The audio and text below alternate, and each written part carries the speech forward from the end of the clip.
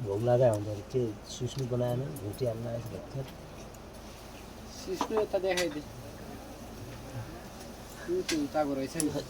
dark रहेछ बनेको है मजाले हातमा समेत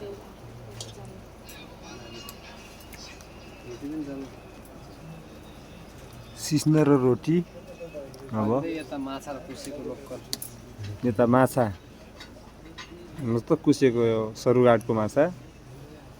अनि यता माछा दाइले काट्दै हुनुहुन्छ स्पेसल माछा हो फेरि जाल खेलेर ल्याए माछा भन्नुपर्छ यसलाई अहिले भर्खरै ताजा ताजा माछा छुट्टै खाना खानु हो गया बना कता जानु नि कता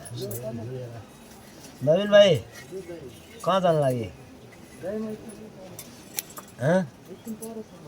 ए बसाइ भयो नि बस्नु हुन्छ हजुर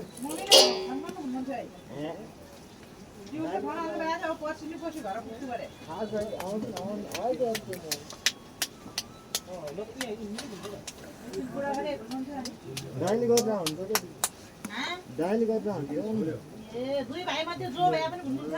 डाइली बसिराख्छ हुन्छ अनि कता पुगेको वाटो खबर हेरेर कुनै बेला सोचेर आयो कुरा गर्नु पर्ने हुन्छ